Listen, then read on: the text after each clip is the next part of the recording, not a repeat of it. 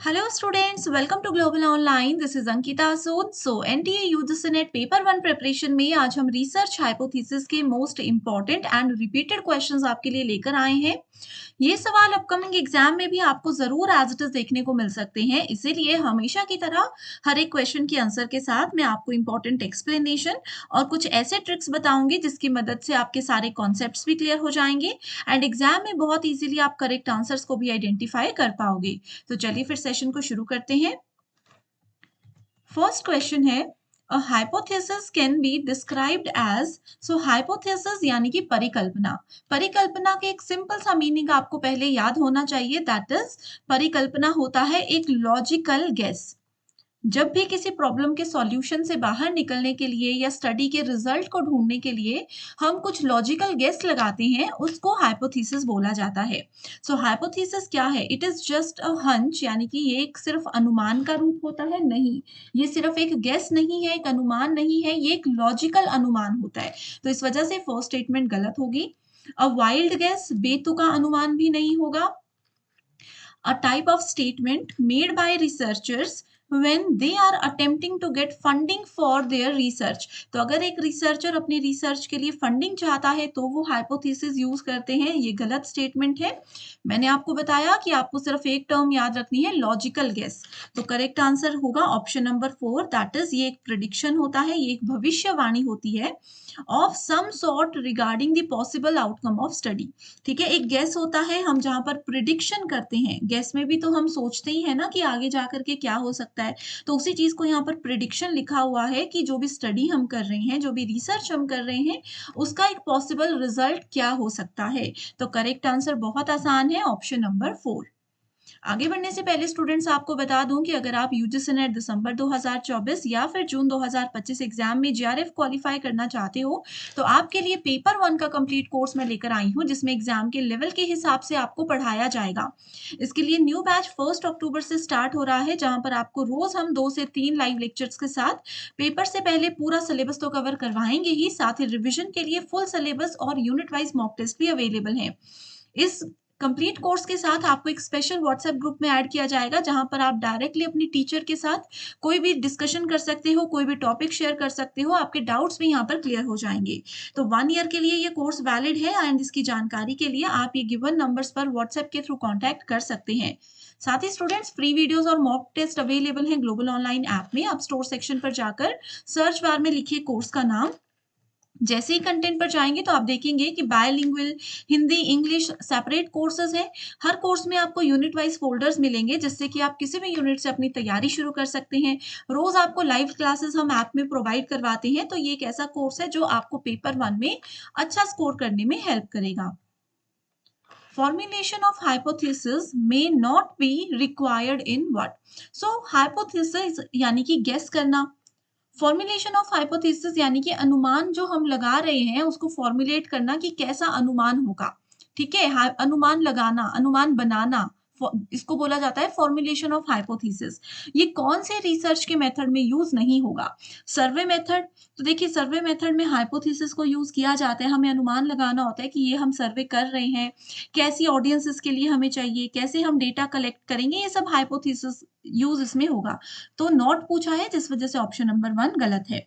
Second option है historical research. तो history, history वो चीज है जो कि ऑलरेडी हो चुकी है।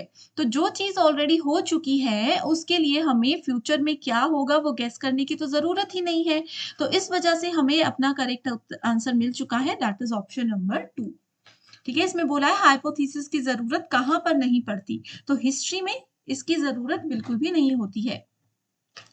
Research hypothesis are a review of current research. जो करंट रिसर्च है, सेम टॉपिक पर जिन लोगों ने अभी रिसर्च की है उसका रिव्यू करना नहीं, इसको बोलते हैं लिटरेचर रिव्यू।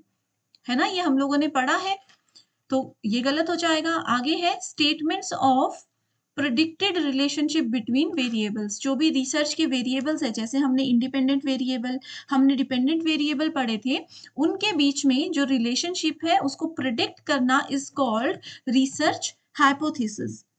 ठीक है, आगे वाली स्टेटमेंट बोल रही है it stated such that they can be confirmed और रिफ्यूटेड, यानी कि हाइपोथेसिस को हम या तो एक्सेप्ट करते हैं या फिर रिजेक्ट करते हैं। उसकी पुष्टि की जाती है, उसको क्लियर किया जाता है, यानी कि प्रूव किया जाता है और डिसअप्रूव किया जाता है, जो कि बिल्कुल सही स्टेटमेंट है। तो बी एंड सी दोनों ही करेक्ट ऑप्शंस हैं। That is option number D हमारे पास सही उत्तर होगा।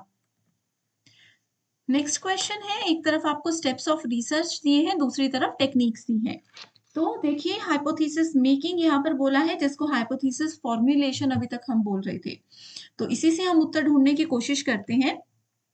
सो यहाँ पर देखेंगे tabular and graphical representation of data, ये भी नहीं होता है। Drawing a subset from a large set, एक बड़े लार्ज सेट से एक सबसेट बनाना, इसको क्या बोलते हैं? इसको तो सैम्पलिंग बोलते हैं। तो सी को हम सेकंड से मैच करेंगे। ठीक है, सी को हमने सेकंड से मैच कर लिया। आगे है raising pivotal question in a field of inquiry. ठीक है, एक हम इमेजिनरी क्वेश्चन बनाएंगे, जिस भी फील्ड में हम रिसर्च कर रहे हैं उसी फील्ड में एक क्वेश्चन हम लोग रेज करेंगे। ठीक है, उसको बोला जाता है प्रॉब्लम फॉर्मुलेशन। इसको क्या बोला जाता है? Problem formulation. तो ए को हमने थर्ड से मैच कर दिया, तो यहाँ पर आप देख सकते हो ए को थर्ड से मैच कर रहे हैं, सी को हमने सेकंड से मैच किया। यहाँ दोनों जगह पर ये वाले ऑप्शन है। ओके, आगे होता है डेटा एनालिसिस। सो डेटा एनालिसिस बोलता है कि हम डेटा को टेबल फॉर्मेट में प्रेजेंट करेंगे और फिर उसको एनालाइज करेंगे। तो डी का फर्स्ट होगा, और जो हमारा ऑप्शन था हाइपोथेसिस मेकिंग, इसका करेक्ट आंसर है setting up relationship among variables of research. ठीक है, कि जो भी रिसर्च के वेरिएबल्स हैं, चाहे डिपेंडेंट वेरिएबल है या इंडिपेंडेंट वेरिएबल है, उनके बीच में रिलेशनशिप को एस्टैब्लिश करना इज कॉल्ड हाइपोथेसिस मेकिंग। तो करेक्ट आंसर आ गया ऑप्शन नंबर 1। मैं उम्मीद कर रही हूँ स्टूडेंट्स आपको ये क्वेश्चंस, एक्सप्लेनेशन सब कुछ समझ आ रहा होगा। अगर आप चाहते हो कि ऐसे ही टॉपिक वाइज पीवाईक्यूज की सीरीज में कंटिन्यू करूं तो मुझे आप बता दीजिए, मैं तभी सीरीज को आगे बढ़ाऊंगी।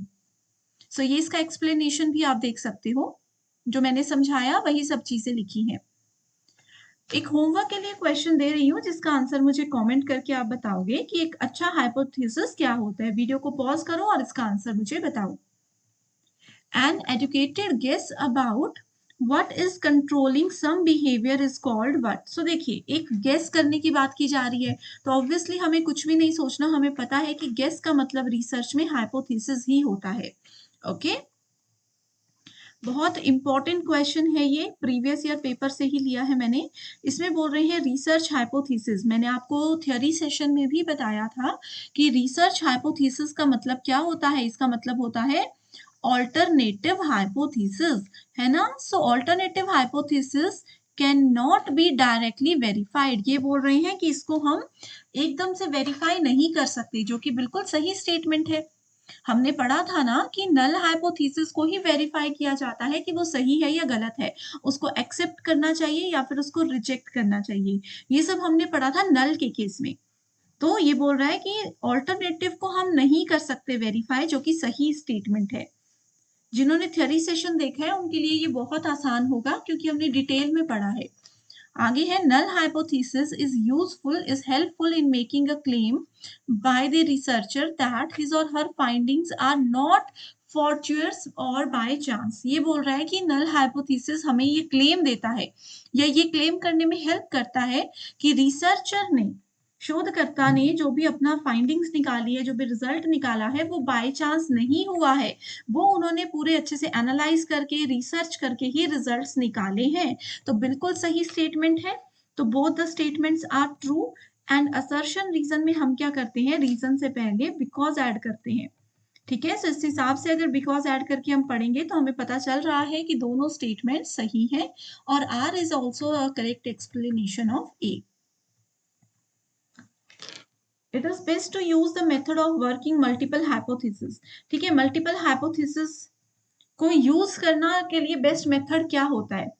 During the final stage of research, research का अंतिम स्टेज होगा तो हाइपोथेसिस गेस लगाकर क्या करेंगे, है ना। जब हम अपने रिसर्च की स्टडी को प्लान करते हैं तो हम हाइपोथेसिस करते हैं।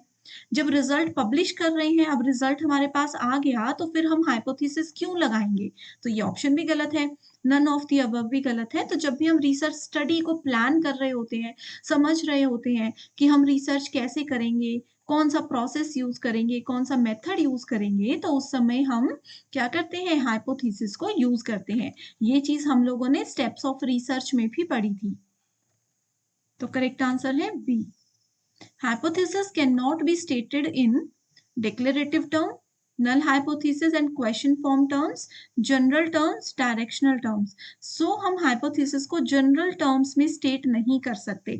क्यों? क्योंकि इसको हम logical terms में ही हमेशा state करते हैं। A research hypothesis, that is alternative hypothesis की बात हो रही है, has to be tested with the help of null hypothesis, जिसको कि H0 से represent किया जाता है। तो ये वाली स्टेटमेंट बिल्कुल सही है ना, कि हम ऑल्टरनेट हाइपोथेसिस को टेस्ट करते हैं। वैसे तो इसको टेस्ट नहीं किया जाता, लेकिन फिर भी इसको अगर हम एक्सेप्ट कर रहे हैं या रिजेक्ट कर रहे हैं, ये सिर्फ किसकी हेल्प से होता है, नल हाइपोथेसिस की हेल्प से होता है। तो फर्स्ट स्टेटमेंट बिल्कुल सही है। Tenability of research hypothesis can not be directly affirmed. Affirmed का मतलब होता है पॉजिटिव, एक टर्म है, या अफर्मेटिव, अफर्म्ड, ठीक है। ये बोल रहा है कि इसकी सीधी पुष्टि नहीं की जा सकती, कैन नॉट बी अफर्म्ड, तो ये वाली स्टेटमेंट भी सही है। ओके, तो करेक्ट आंसर है option number 1, that is both the statements are correct and R is the correct explanation of A. ठीक है, टेनेबिलिटी क्या होता है, यही होता है कि इसकी पुष्टि नहीं की जा सकती। ये बोल रहा है कि रिसर्च हाइपोथेसिस यानी कि ऑल्टरनेटिव हाइपोथेसिस की डायरेक्टली हम पुष्टि नहीं कर सकते, जो कि सही है। हमने पढ़ा था कि हम पहले नल हाइपोथेसिस की ही पुष्टि करते हैं, उसको एक्सेप्ट करेंगे या रिजेक्ट करेंगे, फिर ऑल्टरनेट हाइपोथेसिस की बात आती है। ठीक है, सो यहाँ पर देखिए डेफिनेशन भी लिखी है, हाईलाइट करके भी बता दिया है, ताकि आपके जो डाउट्स अगर अभी भी हैं, थ्योरी सेशन में तो मैंने क्लियर किए ही थे, फिर भी अगर कोई डाउट है तो वो भी क्लियर हो जाएंगे। What type of research would be least likely to include a research hypothesis? Hypothesis में कौन सा टाइप का रिसर्च जो है वो सबसे कम इस्तेमाल किया जाता है, इंटरवेंशन, एसोसिएशनल, डिस्क्रिप्शन या फिर नन ऑफ द अबव। तो इसका करेक्ट आंसर है डिस्क्रिप्टिव। डिस्क्रिप्टिव रिसर्च होता है वर्णनात्मक, जिसमें कि सिर्फ रिसर्च का प्रॉब्लम क्या है, रिसर्च को कैसे सॉल्व करेंगे, उसकी सिर्फ डिस्क्रिप्शन होती है, एक्चुअल सॉल्यूशन ये हमें नहीं देता।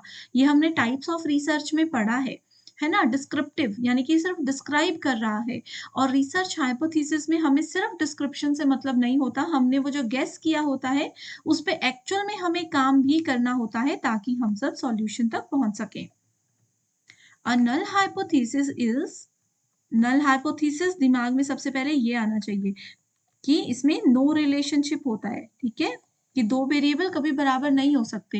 तो यहीं से हमें पता चल गया आंसर क्या है, when there is no difference between the variables और there is no relationship between the variables, then it is called null hypothesis. तो स्टूडेंट्स, ये थे इंपॉर्टेंट क्वेश्चंस जो कि बहुत बार पेपर में आए हैं। एक जो होमवर्क क्वेश्चन अभी मैंने दिया, उसका आंसर आप मुझे ज़रूर कमेंट करके बताते रहिए, ताकि मुझे पता चले कि आपको चीज़ें समझ आ रही हैं या नहीं। एंड फिर इसी के साथ एंड करते हैं सेशन को। Thank you so much and all the very best.